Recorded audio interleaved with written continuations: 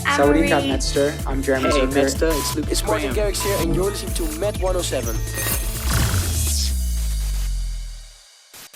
Thank you for having us back. Oh, thank you so much for, being here. I'm so excited to interview you guys. I actually attended a concert that you guys were at in Thailand in 2017. And that was, it was just one of the biggest concert in Thailand, and it was amazing. So I just wanted to ask you, I mean, you guys are touring all over the world. Do you remember anything about, that tour in Thailand 2017? Absolutely, it was incredible. We were very lucky. We actually based ourselves for kind of, part of that tour in Phuket.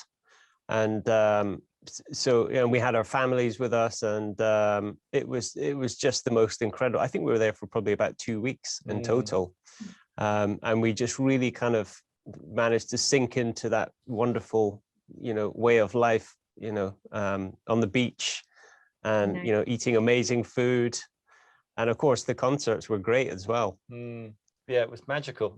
Those times are so special. And now when we've had the year that we've had, it makes you miss it even more. The times when we were able to travel with our children and doing the job that we love and playing in front of wonderful people.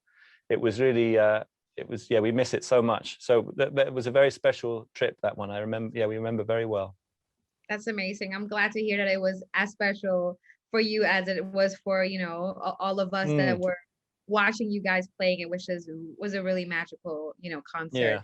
Speaking about this pandemic, I mean, I'm sure it's really hard, on a lot of people, on everyone.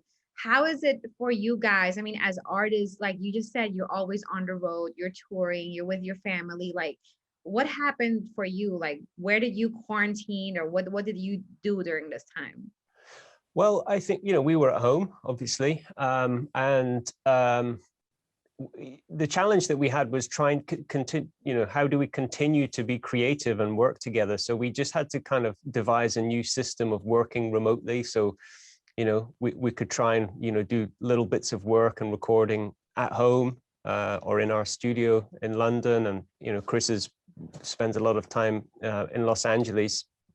And so we would work, remotely, and we would share ideas with each other. And a couple of times during this period, we were able to actually all get together in certain places where the rules allowed it to happen, and have some, recording sessions.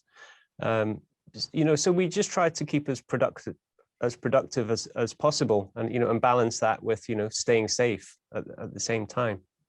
Yeah. So before quarantining, were you guys mostly like together all the time, or was it kind of normal that you were in separate countries at times?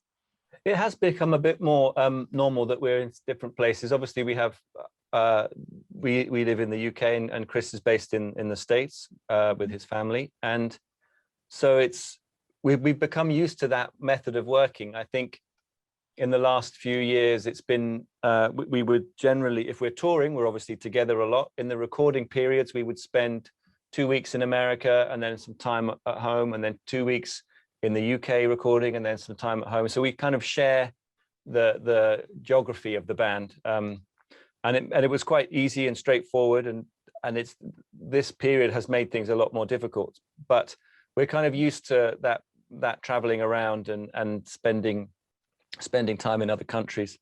But yeah, it's just been a lot more logistically difficult this time. So when you do come together, like, is it like the boys are finally back together? Is it like an exciting Well, it's thing? always great. It's always much more productive to be together in one place. That's for sure. Ideas happen quicker, things happen quicker, and we like being together and playing together in the same room. So it did feel special on the few occasions that we managed to all be in the same place at the same time. That's amazing. I want to talk about your latest single, Higher Power. It was such a great song. I love it so much.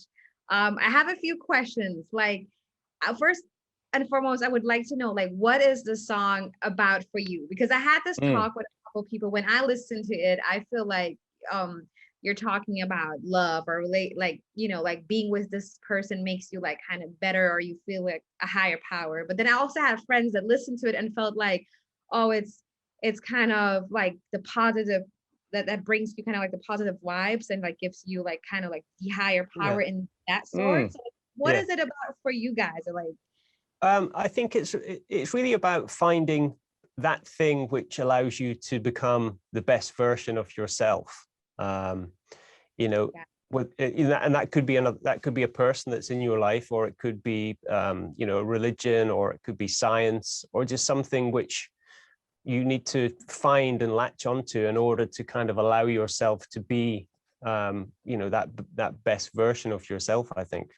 I see. But I really like your both of your explanations are really spot on. I think it's like Guy says, it's different for different people, but it's finding that thing that allows you to get through the difficult times. And so I think I loved your explanations. I'm gonna use them in interviews from now on. Thank you.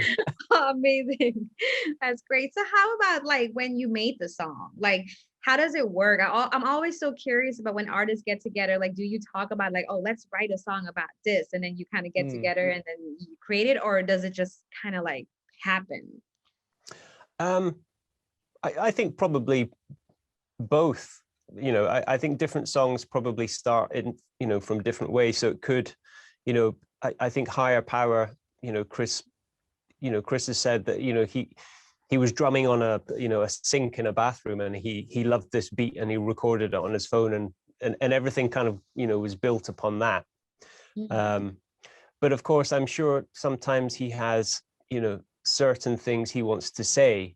And so that is the kind of the seed of the idea which things then get formed around. So I don't think there's any one particular way in which things happen. You know, we have a lot of ideas, and they're all different, and they all come from different places. And, you know, you never know which ones are going to go the full distance and become kind of fully finished and recorded songs. I see. And the other part of the song is, of course, the visual, like the music video. I felt like that was very different, and like, you know, like I nearly reminded me of like movies like Guardian of the Galaxy or something. Like how was the idea, you know, for the music video? How did that come along? Well, I think every time that we think about a new collection of songs or a new chapter in our band, we try and have a strong visual identity for the music. It helps inform the music, but it also just makes the world around the music seem a bit more complete and seem, you know, more informed, I suppose. So we worked this, the sort of theme around this record is the outer space and the universe and these mythical planets that perhaps are a metaphor for Earth, really. But we had this general idea of the universe and space as a theme, and then we went to a director, a guy called Dave Myers, who was a brilliant video director, and he, it turns out, had been thinking about making films and music videos about the same kind of thing, and so it was a perfect collaboration, and he came up with this idea for the particular video.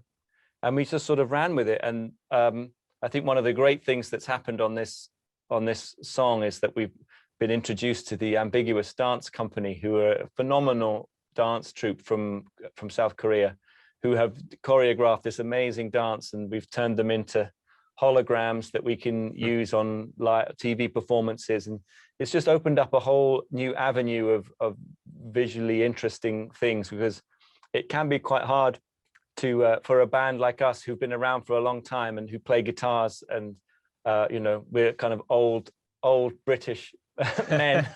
It can be quite hard to stand out these days when, you know, when everything is so slick and so brilliantly produced. So anything that gives us an edge, we just have to spend loads of money on things like holograms and expensive videos to try and make us look credible these days. I mean, from someone that went to your concert, I don't think you guys have a problem with, you know, standing out. I mean, I never seen anything like that. That was amazing. But that's the thing. I think partly these films are done because we know that we're not going to be able to go and see people yet. You know, we can't rely. We love touring, and it's such a big part of who we are as a band. And the live shows, I think, are the things that we're so most proud of in terms of the experience of coming to one of our shows. And knowing that it might be a while before we can get there again, I think we wanted to try and do something different, try to be flexible, and try to use our creativity and point it towards films and you know, while we can't tour. Yeah, understood. It was so great to talk to you guys. You know, like we don't have that much time, but I would like for you to say something to, you know, your Thai fans. You have an amazing fan base here in Thailand, and you know, they can't wait to go to one of your concerts again. And hopefully, you know, we'll get over this pandemic soon and have a chance to meet each other. Yeah, gosh, well, I think if we had a message for our fans in Thailand, it would be to say, stay strong and stay healthy. And because when we come back, we need a stadium full of awesome Thai people singing and dancing and joining in with the celebration of all getting back together. So I think, yeah, we're just so grateful that we can still release music and people in Thailand are still listening. So thank you for that. And hopefully we'll come and see you soon when all this is over, and we'll have a big party in Thailand. Amazing. Thank you. ขอบคุณค่ะ ขอบคุณครับ ขอบคุณค่ะ Thank you.